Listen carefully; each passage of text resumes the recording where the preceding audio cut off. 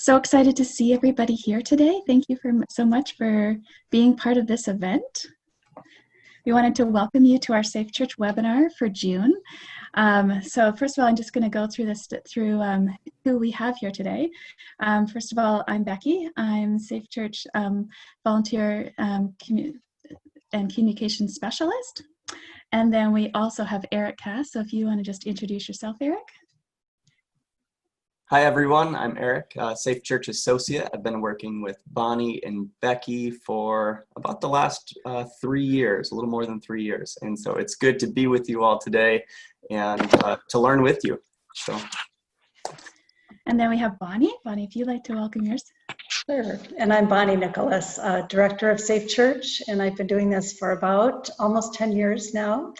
And I'm very happy to see people joining for this important conversation. So thanks for coming. Thank you very much. And now, of course, I'd like to welcome our two guests. We have Yvonne and Patricia. And I'm just going to read a short bio for each of them. So first of all, Yvonne, if you just want to wave so we know. That's great. Hi, Yvonne. So Yvonne Lammers is a social worker who works in the field of mental health and addictions. She is currently manager of crisis intervention programs at CMHA Middlesex. She also worked in the violence against women sector, and she is chair of the Classis Chatham Safe Church team and is on the Safe Church team at Good News Christian Reformed Church. So we are very excited to have Yvonne. And we also have Patricia Van Reenen. So if you want to wave, Patricia. Thank you. Patricia Van Reenen is a registered social worker who's been treating people who have been abused in her private practice for the past 20 years. She has worked in medical social work and family services. She is a former chair of Classis Chatham Safe Church team and an active Safe Church team member of Good News Church. So I wanted to welcome both of them. They will be hosting our event today. I wanted to tell you a little bit about it and just some practicalities of this event. So they are going to be sharing with us for about half an hour, 35 minutes. And at that point, we would ask that just all your microphones be turned off. They should already be, but if you haven't been used to Zoom, at the bottom left of your screen, you can turn your microphone on and off just by hovering over it and clicking on it. And then same with your video. This is a recorded event. So if you are comfortable with yourself being recorded, great. If you're not comfortable and you just want to turn it off, just simply click on the stop video at the bottom left of your screen as well. Alrighty, so that's just a little technical part. The other thing we want you to be aware of is the chat feature. So the chat is in the middle at the bottom of your screen, and you can click on it. We've already posted one thing within the chat, and that's actually the network blog that's linking this event. And within this network blog, it has some of the links that Patricia and Yvonne are going to be referencing. And then at the end of this event, because it's recorded, we will be putting that recording into that network post, and it becomes just a tool for all of you within Safe Church to be able to share this presentation within your own church. So do make sure you reference back to that network post for the valuable information you'll find there.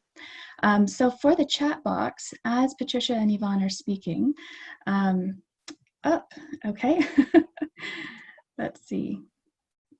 As you're speaking, I'm just going to ask everybody to start posting things within the chat. If you have any questions at all, then feel free to ask Patricia and Yvonne in the chat box. And then once they're done their presentation, Bonnie, Eric, and I are going to be looking at the chat questions, and we're going to be pulling some of the questions that we can talk with Yvonne and Patricia about. And then at the last 15 minutes, that's when we're going to do the breakout. So many of you will probably have already received an information from us that we're going to do breakout sessions. So for anybody in Canada, you're going to do a separate Zoom meeting with me. And if you're for most of US, it'll be with Bonnie. And Eric, what's the name for? And Eric is the Great Lakes region. Great Lakes region. Mostly Michigan, a little bit of others. So they will go into a separate meeting. So right at the end, we'll just post those separate meeting links with you. So before we all leave, you'll be able to copy and paste that into another browser. And if you have any questions at that point, we'll run over it then. All right. So I am going to turn this over to Yvonne and Patricia, and I'm just going to put the link to the network post if you want to reference it into the chat, and I'm going to turn it over to Yvonne and Patricia now. Thank you. So I'm just going to pull the PowerPoint up on my computer,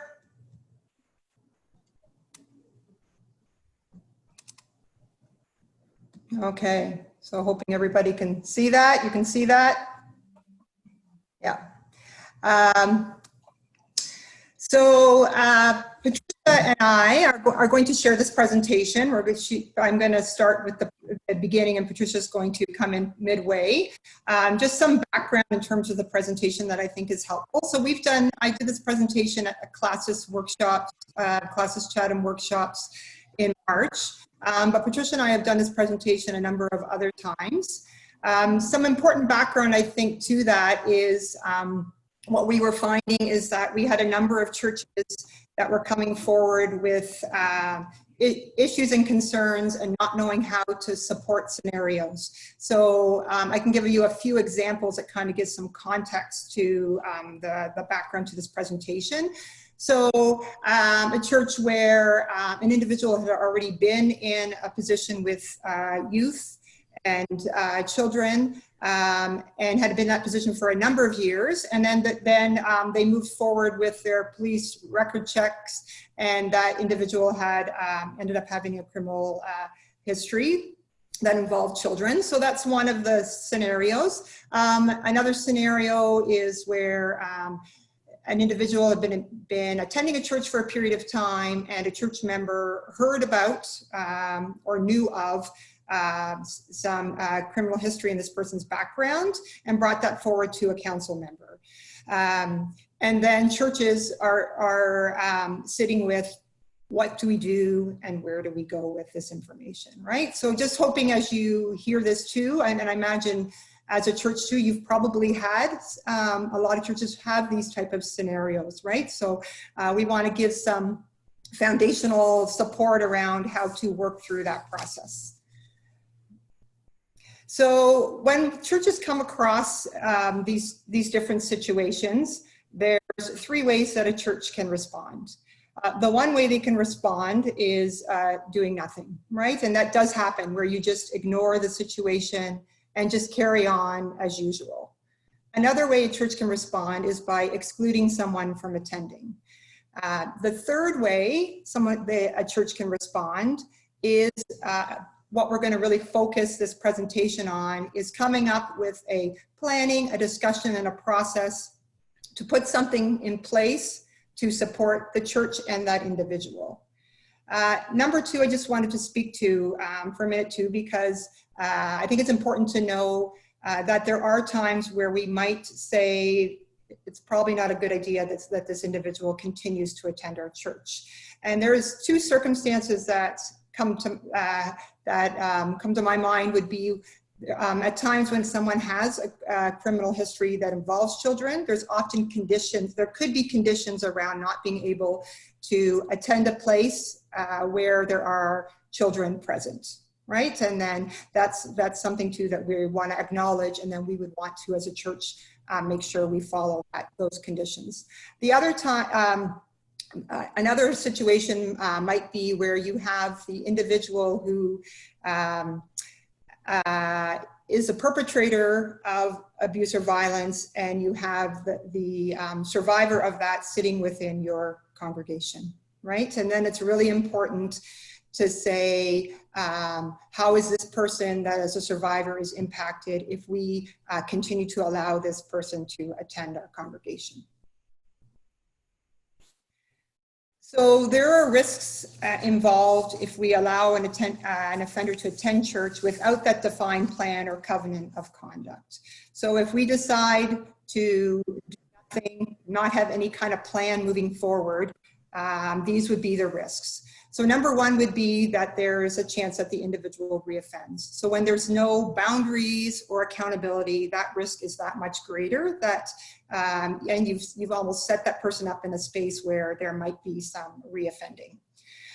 Number two is that it can cause uncomfortable and strong feelings within a church. And there are situations that we've heard of around this, right? Where we decide to do nothing, and then parents that will still know of this because of talk within a church would say, we've had people say too, if that was to, if the individual is able to come without any defined plan, I'm not comfortable having my children be a part of children's programs, be in the nursery. So those feelings would be present. And the other really important one is those people who have a history of being impacted by abuse are really looking to the church in how they're going to respond. Are they going to respond in a way that's caring and supportive, that validates their experiences of abuse? And liability to a church. So as we all know, a council is liable for what happens within a church, and very much so when we're aware and we have information with regards to criminal history, then that duty to respond and that liability exists there. The fourth one, that if we don't have any discussion or plans with the council, with the Safe Church Committee, and we just have information out there that people are, and this particularly I'd say too, often our churches are small, information spreads around, people are taking sides, passing on information that might not be correct, and so you're creating an environment of secrecy and fueling gossip. So this has been our experience, what we've seen, and also I think a very natural piece that happens when you have this issue arise. So what you're going to have, and I think the imagery on the bottom kind of is good imagery, what you're going to have is tensions that exist within your congregations, within your councils, where people are going to take sides, so to speak, right? So some people are going to say, we need to give this individual a second chance, and I'm way over on this side where that's where I sit. And then on the other side, we need to protect children at all costs, right? So what we're sitting with is two sides to something that creates a lot of tensions and a lot of back and forth within a church and a lot of hurt. But what we want to look at and say that those two things can exist together. So it's not an either or. So this slide kind of says protective versus open communities, but what we want to say is we can have a protective community that where we look at our policies and how to support our children and youth programs and being safe. And we can also have an opening, welcome community to people who have offended where we can support and offer grace, right? So if we look at Bible passages, and I think there are times where this has happened where we pull a Bible passage and we say, this is the way it is, right? So the top one, Matthew 18, speaks about how we need to protect and look out for children. And the bottom one is talking about mercy and grace, right? But what we do know is those two things can exist together. So it's not one at the exclusion of the other.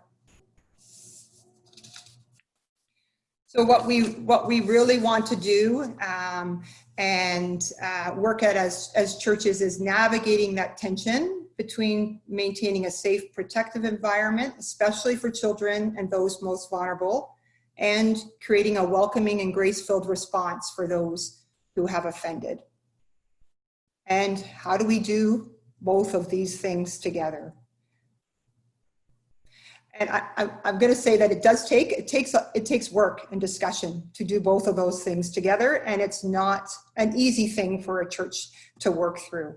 But what we want to do is create a community of support and accountability where we have individuals who support the person who has offended, and that could be, so you want to create a group of people, that could be council member as representatives, Safe Church members on there, and some members of their congregation, where you are coming and walking alongside the offender in discipleship prayer and maintaining that accountability.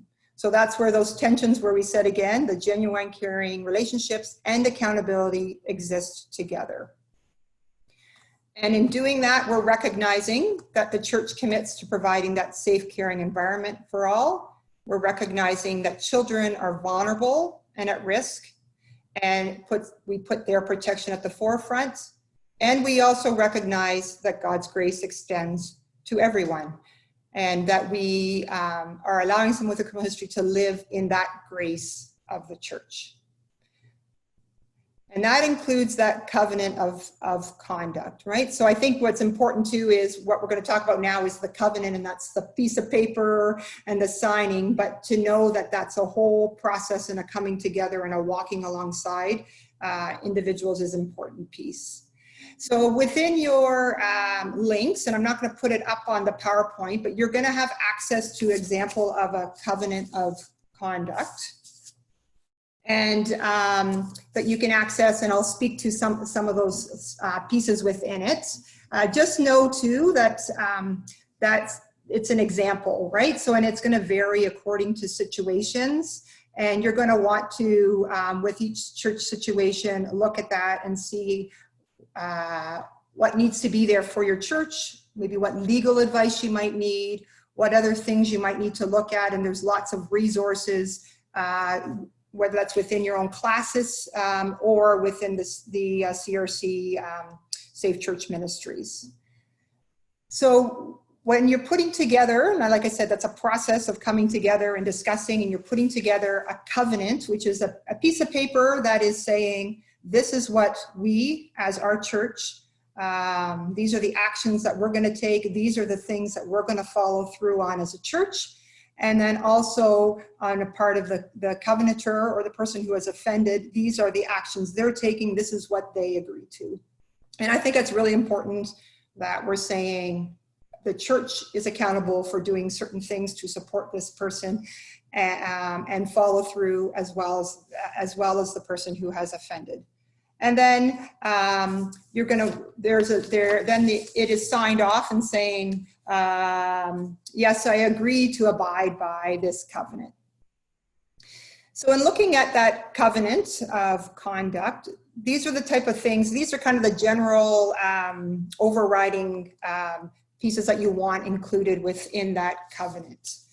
And that would include things, so if we talk about supervision, that would be, is the person, so that we agree that the person is going to be supervised at every church service. Limitations would be things like limits to where the person can be within the church. That would be one example of limitations.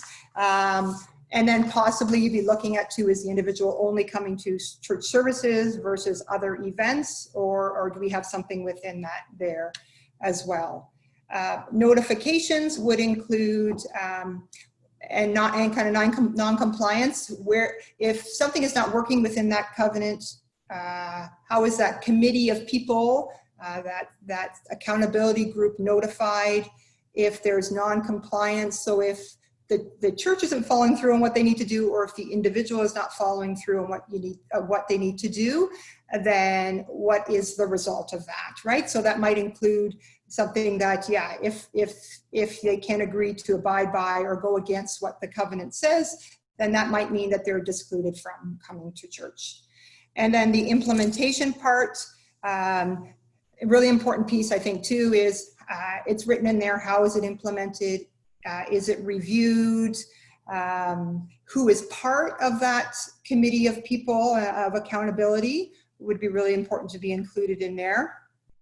And then also the support. So I think really to emphasize too, what you want to have included in there, that individual is receiving pastoral support as well, and possibly even the details of that, so that the church does ensure themselves too that they're saying we will follow through on that pastoral support, and this is what it might look like.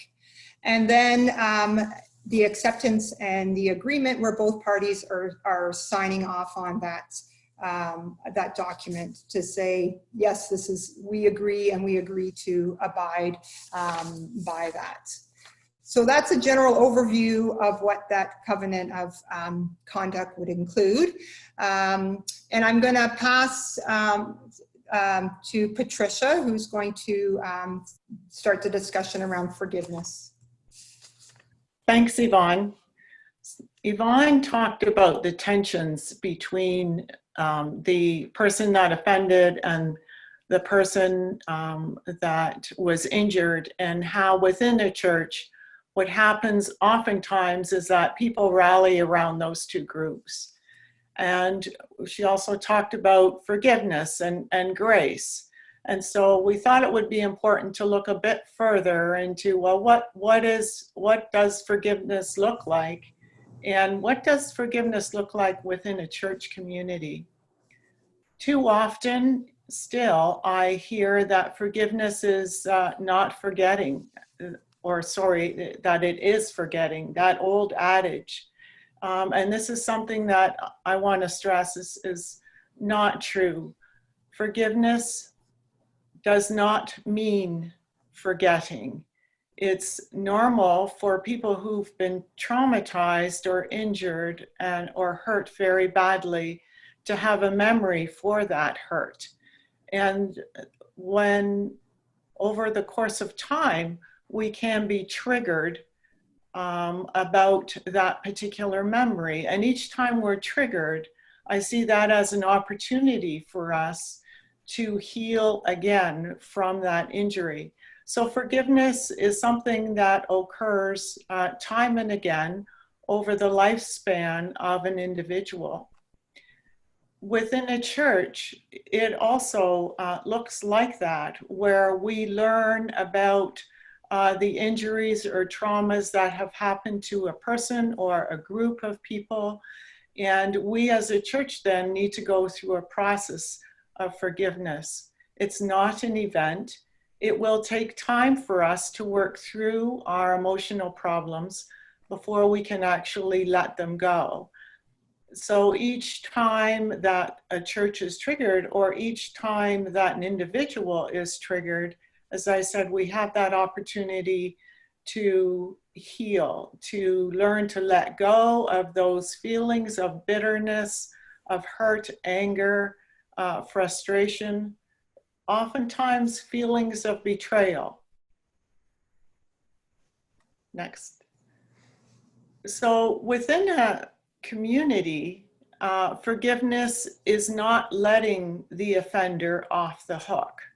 It is not forgetting about what that individual has done. We need to remember that boundaries need to be in place in order that the community may be maintained in terms of its safety, but that also the person that had offended is protected from re-offending. They also need to be safe, and it is the job of the church in order to maintain the safety of both the person that has offended and others who could potentially be hurt. So we can and should hold others accountable for their actions or their lack of actions. It's important that we remember that God commands us to forgive others, but He also calls us to hold each other accountable. And so when we're looking at forgiveness, we're looking at a process of letting go, of grace, but we're also looking at the important piece of boundaries and how our memories help us to maintain boundaries that ensure safety. So forgiveness starts with a mental decision that we're wanting to forgive. And it's important, I think, too, to realize that we don't always have the apology from the person that has hurt us. Forgiveness is something that we enter into for ourselves. And it's an opportunity to let go of those feelings of resentment or bitterness or anger, and an opportunity for us to heal. And likewise, that is the case within a church community too. We as a church community have to take that step where we say we are going to make a decision to forgive and enter into that process. However, as I said, we can only do that if we know that the boundaries that we have set are clear and that they are consistent and reliable, so that we're able to continue to live a joy-filled life. I love this slide. A lot of you might be familiar with it because it's a part of the Safe Church photography, I guess. And what I like about it is that you see the beauty and the growth and the healing that can take place when there's a firm boundary that's clearly maintained. So when we're looking at boundaries, we wonder, well, you know, what does that look like? We know perhaps what that looks like for individuals, and right now, during this COVID time, we are being challenged to look at what are safe boundaries for us. It's no longer that we are within the space of, usually it's the length of an arm for personal space. Now we're being told that we need to have 6 feet distance in order to protect ourselves from COVID. So there's an example of a boundary, and a boundary that has been changed because of a certain situation. Boundaries are emotional, but they are also physical, and they are there in order to create safety. Within a church also needs to have boundaries in which they are consistent and reliable, where we know what can happen within those boundaries and what should not happen out, or what shouldn't happen within the boundary. It takes time and it takes effort in order to maintain a boundary. And those of us who work in professions with others, with people, know that for us, we have to maintain high boundaries because we might be with people who have weaker boundaries, who are more vulnerable. For instance, children who are maybe not clear about a good boundary, who are more trusting, their boundaries might be weaker. So when we think about, again, the Safe Church literature and Sunday school, the circle of grace, I love that circle because in a very clear way, it shows children how it is that we have this safe bubble around ourselves. And physically they draw out a circle, putting their hands over their heads, sweeping down to their feet, creating this imaginary circle around themselves. Again, that's a boundary. And that boundary needs to be maintained. So people with healthy boundaries have limits and recognize what they are. Likewise, church communities need to know what their limits are and recognize what they are. And again, when we look at COVID, churches have had to be creative as to how we worship. And so many of us now are in a position where we're doing church online, and that too might be an example of how an offender might be able to participate in church if it's not possible for that individual to be in the company of others in the congregation. It might be that they worship with a small group of people on video. So people with healthy boundaries know what they will or they will not do. And they also know what they will allow others to do or not to do.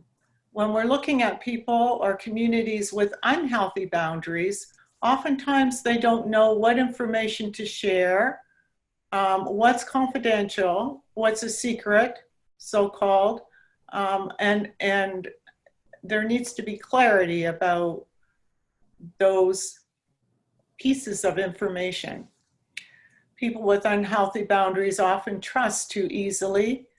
They have poorly defined limits and are overly tolerant of inappropriate behaviors. They kind of brush it off and say, well, that's okay. You know, there was nothing really meant by that, which is problematic if someone is crossing a boundary. So it's important to know the difference between secrecy and confidentiality. As Yvonne said earlier, secrecy raises suspicion. It's unhealthy and it encourages rumors and gossip. So when you have the two camps where there's an identification with the person who's offended and perhaps a stronger identification with the person who is hurt, there can be feelings of betrayal if there isn't an openness within the congregation about the fact that there has been an offender within their midst and someone has been hurt. Confidentiality means sharing information only with those who need to know in order to maintain the physical and emotional safety of the congregation or the individuals involved. So I liken it to a situation where within the broader community, if we know of a child who is being abused, it is our duty in order to inform the police or the children's aid services. Likewise, when there is an offender or someone who has a history of offending within a congregation, it is the duty of the congregant or the member in that congregation or the pastor to inform the council, because it is the council in the end who is in charge of maintaining the safety of the congregation. It's not unusual, perhaps, for a member who has a history of offending to feel that they can go to the pastor and inform the pastor. This often happens. Pastors are in a position where they are the first person to go to when there's a difficulty. So they go to the pastor and they inform the pastor about their history, but they also request that the pastor not inform council. And the individual might be quite contrite about what has happened and reassure the pastor that nothing is going to happen because this person's gone through training or whatever, and it's all going to be fine. The pastor keeps that information to himself. That is a problem. What needs to happen is that the pastor, who is a part of the council, needs to inform the executive of council or the entire council, depending on how large it is, about this particular individual, because again, it needs to be a team of individuals who are able to create safety, not only for the offender, but also for the entire congregation. And the council then has to decide on how that information is going to be shared with the congregation. There is a letter, sample letter that's put on the chat line there as an example of how it is that a council might inform the congregation about the steps that the council are taking in order to maintain safety. There needs to be transparency. This is not something that is kept confidential. There needs to be an openness. And depending on the size of the congregation, if it's a very small congregation, the entire congregation might need to know. If it's a larger congregation with different worship times, etc., then the council might make different decisions on which part of the congregation needs to know. But again, it's important to look at your liability and to look at openness and safety within that congregation. So there are seasons within a church, just like we in North America experience different seasons with our weather. And we, as churches, also go through the seasons of winter the harder season, which prepares us again for new growth in the season of spring. Winter allows for us to review our policies, to gain a deeper understanding of accountability, and to share our compassion and our empathy. And we raise this season of the church because at times I think we as Christians like to think that everything is okay within our church, or that everything has to be okay, that we need to project this image of we're fine to the broader community. Whereas that is not true to life. We too go through hard seasons, and it's important to know that during those hard seasons, we grow. And oftentimes they are initiated by Safe Church issues.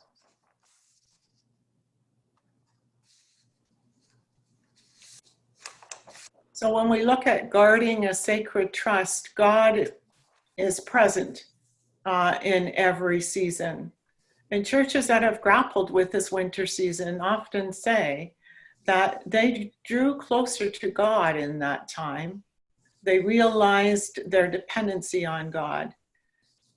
They also realized that they had to work and struggle with each other, but through that struggle, they learned a deeper meaning perhaps of love and how it can be tested, but also how they grew through that conflict. Church councils in this time require the prayer support and patience of the congregation to make necessary changes in policies, attend additional meetings, and make difficult decisions about the health of the church. Councils in this time go through a struggle. There are hard decisions to make, and it's important that these Safe Church policies are made, like other Safe Church policies, at a time when you're not going through a situation like that, because then your objectivity is so much more clear, and it's much easier to make those kinds of necessary policies. Congregations require transparency. And so a sanctuary church, all right, we're going to go back to that slide. Sorry. A sanctuary church is a place for all people to find grace.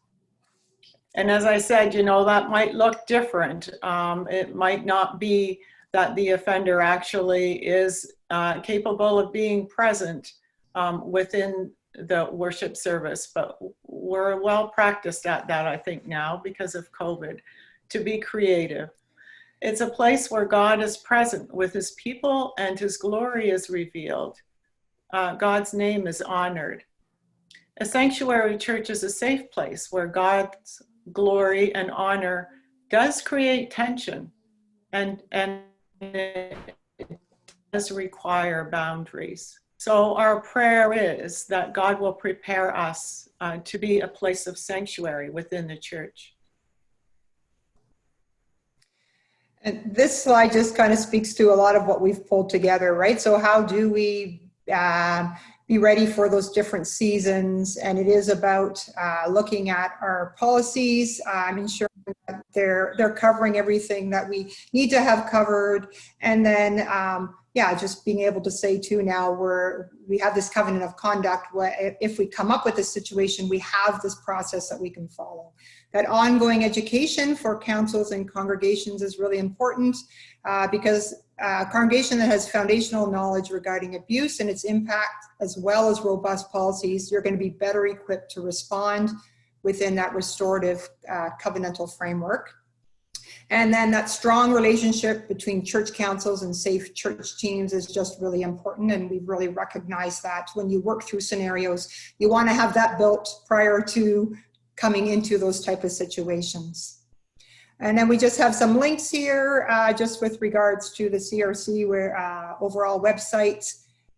Your own local Safe Church team would have information and support for you. And then our Classis Chatham website, which has the same documents that Becky would have put on the links there as well. And that's the end. That's amazing. I really appreciate that, Yvonne and Patricia. Thank you so much for sharing.